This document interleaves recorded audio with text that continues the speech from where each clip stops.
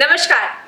ग्रह नक्षत्र के दर्शकों का हृदय से स्वागत है। आज हमारे साथ एक बार फिर मौजूद है विश्व प्रसिद्ध सुदर्शन चक्र ज्योतिष आचार्य श्री संत पेत्रा अशोका जी महाराज, जिनकी अधिकतर भविष्यवाणियां अक्षरतः सत्य साबित हुई हैं।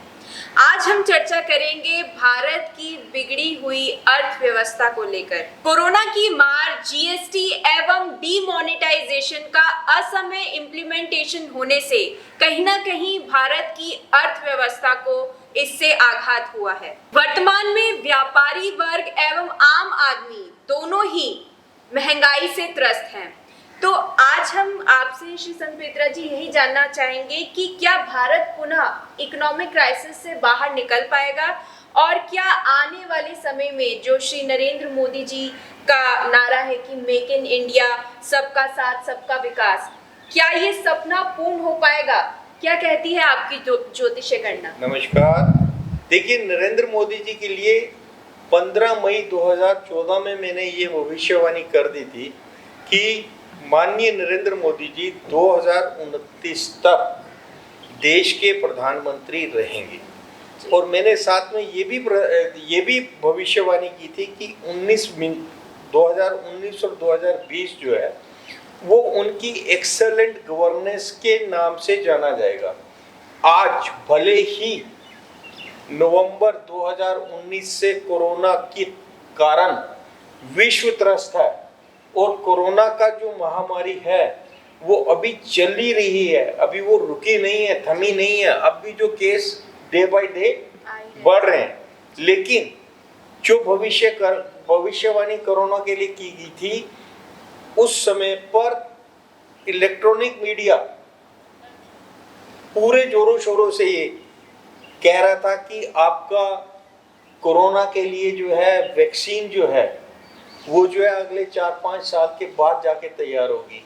लेकिन हमने ये भविष्यवाणी की थी कि कोरोना की वैक्सीन सितंबर 2021 से पहले मार्केट में आ जाएगी AIU इनिशियल की कंट्री के द्वारा, जिसमें इंडिया का अहम रोल होगा। और आप देखें कि इंडिया ने ही सबसे पहले कोरोना की वैक्सीन तैयार की है। तो अगर आप एक्सेलेंट गवर्नेंस को देखते हैं, एक नेता के अंदर क्या क्या चीजें चाहिए होती हैं, he should have the excellent governance.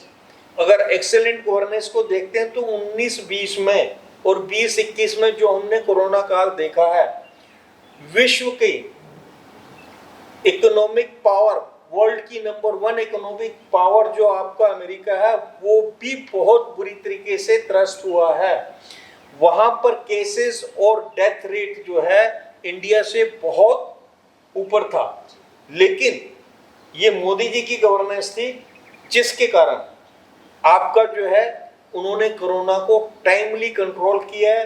उन्हीं के प्रोत्साहन से हमारे जो डॉक्टर्स हैं, हमारे जो साइंटिस्ट हैं, वो आपकी कोरोना वायरस को निपटने के लिए एक जो है कारगर जो दवा, जो वैक्सीन है, उसको उन्होंने इजाद किया। ये उनका प्रोत्साहन था। तो 19-20 एक्सेलेंट गवर्नेंस, 20 और 21 में मैंने भविष्यवाणी की थी कि उनकी प्रोएक्टिव डिसीजंस जो होंगे। अगर आप देखेंगे, सिर्फ कोरोना की त्रासदी नहीं थी, कोरोना के साथ में आतंकवाद, कोरोना के साथ में विघटनकारी ताकतें, कोरोना के साथ में देश को भ्रमित करने वाली विघटनकारी ताकतों ने देश को हर तरीके से घेर रखा था। और आपने एक बीच में प्रश्न किया कि डिमोनेटाइजेशन, जीएसटी, और तीसरा आपने क्या किया, कोरोना। इन तीन के कारण जो है आपकी जो है इकोनॉमी पे बहुत बड़ा फर्क पड़ा है। इकोनॉमी पे फर्क पड़ा है। अगर डिमोनेटाइजेशन अगर मुद्दा होता, या आपका उसे क्या बोलते हैं जीएसटी मुद्दा होता, तो 2019 में बीजेपी भारी बहुमत से नहीं आती। बीजेपी 2019 में भारी बहुमत से आई है। इसका मतलब भारत की आवाम ने मोदी जी के डिसीजन को स्वीकारा है और उनको जो सम्मान दिया है।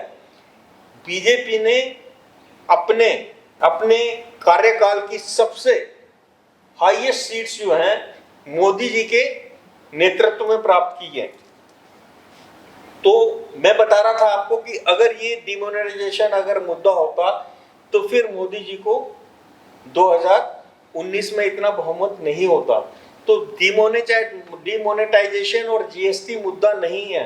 अगर जीएसटी टाइमली इंप्लीमेंट नहीं होता, आप कह रहे हैं टाइमली इंप्लीमेंट नहीं होना, अगर जीएसटी टाइमली इंप्लीमेंट नहीं होता तो जो कोरोना काल में आपका जीएसटी कलेक्ट हुआ है, जिसके कारण देश को बहुत बड़ा सहारा मिला, आप देखिएगा कि हाईएस्ट टैक्स कलेक्शन था जीएसटी का, उससे देश को सहारा मिला। जो गरीब लोग जो सड़कों पर थे, जो लोग उसे क्या बोलते हैं, काम ना होने के कारण घरों में बैठे थे गरीब लोग, उनके घरों तक राशन पहुंचा, किसानों को पैसा पहुंचाया, हर तरीके से आवाम की उन्होंने मदद की है। तो इसको मैं कहीं माइनस में नहीं लेते और आपको भी ऐसा सोचना नहीं चाहिए।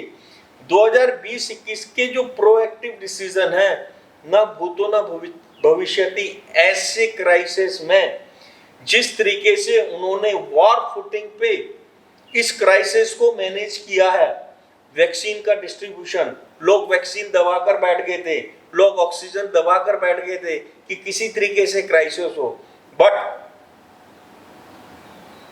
देश के प्रधानमंत्री नरेंद्र मोदी जी क्राइसिस को मैनेज करने के सबसे बेस्ट मैनेजर हैं। इसलिए आज विश्व में मोदी जी के नाम का डंका बजता है। आप में विश्व में उनकी जो रेटिंग है टॉप 4 में है और कई चीजों में he is number 1। That is the only reason कि he know how to manage the crisis. आप कितना भी बड़ा क्राइसिस लाएं और क्राइसिस को वो ब्यूटीफुली मैनेज करते हैं। और जो पत्थर आप उन पर फेंक रहे हैं, जो कारस्तानियां जो हो रही हैं, देश में जो भ्रम फैलाया जा रहा है जिससे उनकी इमेज पर फर्क पड़े, वो सब पत्थर इकट्ठे करके एक और बिल्डिंग नहीं बना देंगे। जिस तरीके से 2019 रिपीट हुआ उसी तरीके से 2024 भी रिपीट होगा। जहां तक बात रही इसे क्या बोलते हैं, प्रोएक्टिव डिसीजंस की, 2020-21 में आपको उनके कितने प्रोएक्टिव डिसीजन देखने को मिले। आप देखिएगा पुलवामा जो 19 में हुआ था, that was a proactive decision. उसका डर अभी तक पाकिस्तान के दिमाग में बैठा हुआ है और हर प्लेटफॉर्म पर वो पुलवामा को और कश्मीर को डिस्कस करता है। 21-22 जो है, 21-22 के लिए मैं ऑलरेडी भविष्यवाणी कर चुका हूं कि economic crisis will be over. आप अगर इस टाइम जो देखते हैं, इस समय जो भारत सरकार ने जो भी आपकी एसएमईज के लिए जो फंड्स उपलब्ध कराए हैं और जो रिजल्ट आ रहे हैं, ये रिजल्ट भी देखने को जो मिल रहे हैं, ये भी फर्स्ट टाइम देखने को मिल रहा है कि ग्रास रूट पे करेक्शन जो है आपके सामने नजर आ रहे हैं। तो ये जो इकोनॉमिक क्राइसिस है, ये 2021-22 में 22 के एंड तक आते आते आपको देश में से इकोनॉमिक क्राइसिस जो है खत्म होता नजर आएगा। रीजन ये देखिए, एक पैंडेमिक से आप लड़ रहे हैं, दूसरा जो है इकोनॉमिक क्राइसिस जो है सरकार का क्रिएट किया हुआ नहीं है। सरकार तो पूरा हेल्प कर रही है उसको इकोनॉमिक क्राइसिस को ओवरकम करने के लिए। ये पैंडेमिक के कारण जो इकोनॉमिक क्राइसिस है, आप बाहर जाके काम नहीं कर सकते, आप मजदूरी नहीं कर सकते, आप ग्रुप में जाके कोई काम नहीं कर सकते, आप भीड़ भाड़ में नहीं जा सकते, तो आपकी बिजनेस डिस्टर्ब है। सबसे ज्यादा जो है इसमें व्यापारी वर्ग डिस्टर्ब है। व्यापारी वर्ग ने, आज हम अगर मार्केट में जाते हैं तो आपको नया कपड़ा देखने को नहीं मिल रहा है, नई चीजें देखने को नहीं मिल रहे हैं। उसका कारण यह है कि उन्होंने वो रिस्क लिया नहीं कि पता नहीं ये कब तक चलेगा। लेकिन अब इसके ऊपर फॉरकास्ट आनी चाहिए कि कोरोना की जो है ये लहर जो है 3rd और 4th वेव कब खत्म होगी, जिससे हमारा व्यापारी वर्ग धड़ल्ले से जैसे पहले काम कर रहा था 2019 से पहले, वैसे वो काम कर सके। तो इकोनॉमिक क्राइसिस को ओवर रूल करने के लिए, उसको खत्म करने के लिए सरकार वॉर फुटिंग पर वर्क कर रही है। बड़े बिजनेसमैन जो हैं, जो झटके बिल्कुल झेल सकते हैं, उनको अभी अपने उसमें फोकस में नहीं लिया है, लेकिन जो छोटे बिजनेसमैन है, जो गरीब आदमी है, उसको फोकस में लेके हर तरीके से सरकार जो है मदद कर रही है। इसलिए ये जो इकोनॉमिक क्राइसिस है, ये 2022 के एंड तक आते आते पूर्णतः कंट्रोल में आ जाएगा और भारत की जीडीपी में पुनः सुधार होगा। और जिस तरीके से देखिए, जिस ईमानदारी से हमारे देश के प्रधानमंत्री आगे बढ़ रहे हैं, मैंने आपको एस्ट्रोलॉजिकल पॉइंट बताया था कि जो इस समय जो शनि है, अगले 4.5 तक वो अपनी ही राशि में रहेंगे। अभी मकर में चल रहे हैं, उसके बाद कुंभ में आ जाएंगे। दोनों राशियां शनि की हैं और शनि जो है न्याय के देवता हैं। अगर आप ईमानदारी से चल रहे हैं और जितनी ईमानदारी से आपके प्रधानमंत्री माननीय नरेंद्र मोदी जी चल रहे हैं, तो इनको कुदरत का सहयोग मिलेगा और ये हर तरीके से इकोनॉमिक क्राइसिस को ओवरकम करने में सक्षम होंगे। जिस तरीके से 2019 से पहले पुलवामा हुआ, उन्होंने अटैक किया और इन्होंने फिर जो सर्जिकल स्ट्राइक की, उसके कारण देश में जो विश्वास जागृत हुआ, आने वाला जो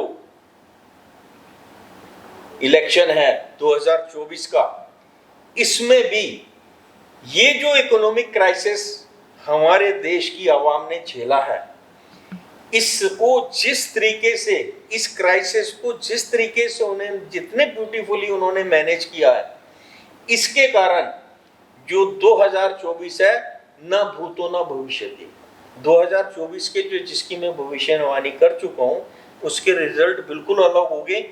और माननीय मोदी जी जो है देव पुरुष हैं, इसलिए उन्होंने जो है आपका सच्चाई का सहारा लिया है और वो सच्चाई के साथ, ईमानदारी के साथ देश के प्रति अपने कर्तव्य को निभा रहे हैं। कहीं पर किसी तरीके का कोई भ्रम नहीं फैला रहे हैं, देश की सेवा में लगे हैं।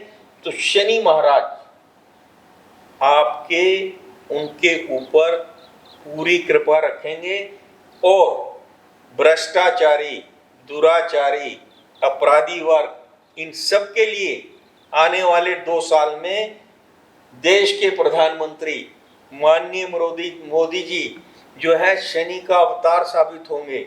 और आपको ये मैं बताऊं, India will be the benchmark for entire world for the eradication of terrorism. नमस्कार।